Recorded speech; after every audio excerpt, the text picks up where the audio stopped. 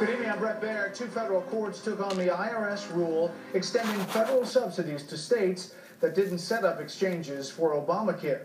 The decisions went in opposite directions. One tossed out the rule, and the other said it was okay. The White House, meanwhile, is promising business as usual.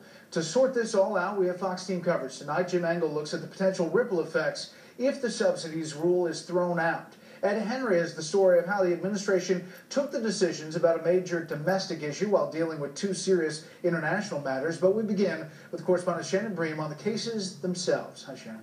Hello, Brett. Well, at stake now are those subsidies for Americans in more than 30 states. Money that, if it was to disappear, would give millions an argument that buying health insurance would be too great a hardship, potentially triggering millions of exemptions from the individual mandates. One issue, but two federal courts with very different opinions. This morning, the D.C. Circuit, which sits just one step below the U.S. Supreme Court, tossed out the administration's interpretation of the Affordable Care Act, which used an IRS regulation to extend subsidies into states that have not established their own exchanges, despite critics' arguments that the plain language of the law doesn't allow for that. In a 2-1 decision in the Halbig v. Burwell case, the court agreed, saying, quote, "Our duty when interpreting a statute is to ascertain the meaning of the words of the statute, duly enacted through the formal legislative process." Just last week, I told Congress that Halbig was a live torpedo in the water for Obamacare, and that torpedo just hit. Just a short time later, the Fourth Circuit, and equal to the D.C. Circuit, issued its own ruling on the issue, holding that where it found the law to be ambiguous, it defers to the IRS interpretation. Quote, "We are satisfied that the IRS rule is a permissible construction of the statutory language." And the Fourth Circuit made clear today that when you look at the statute as a whole, then the administration's position must prevail. In each of the circuits, the losing parties can petition for a hearing before all of the judges that sit on the respective courts. In D.C., that would include 3 new Obama appointees, rushed onto the court after Senate Majority Leader Harry Reid changed the rules for getting the president's nominees confirmed. He hasn't had a chance to pack the Supreme Court completely yet, though, so I am confident that the Supreme Court will have the last word.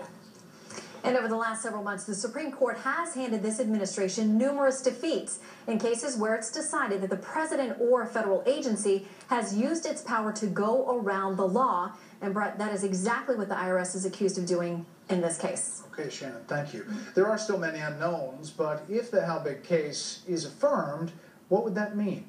Chief National Correspondent Jim Engel looks at how Obamacare would unravel. The D.C. decision, if affirmed, throws millions of people receiving subsidies in the federal exchanges into limbo, raising questions about how well Obamacare could function. The D.C. Circuit has spoken and saying this was against the law and you can't do it going forward. It's a different world for the Affordable Care Act and Obamacare than it was yesterday. The court found the plain language of the statute, quote, unambiguously restricts the subsidy to insurance purchased on exchanges established by the state.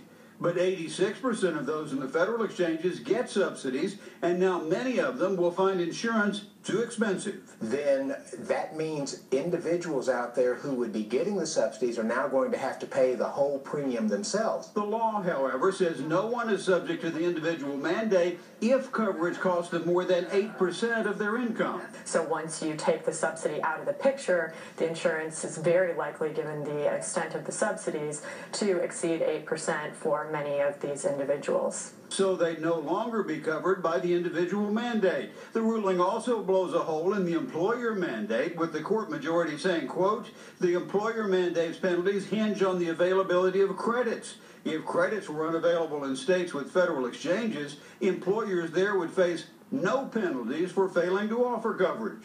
And if millions of individuals and employers don't face a mandate or penalties, insurance companies may face a very different market. Part of the idea of participating on them is that you're going to have a pretty wide group of folks who will be buying your products, and you'll be getting federal subsidies for them along the way.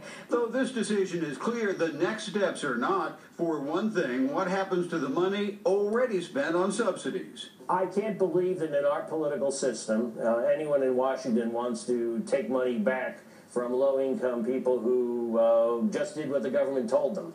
So what to do? Miller says without subsidies, officials will be at a loss. It would be time to go back to the drawing board. Though the final outcome is not certain, critics say the court's decision made one thing clear: how sloppily crafted the law was, requiring one court after another to interpret its intent. Brett?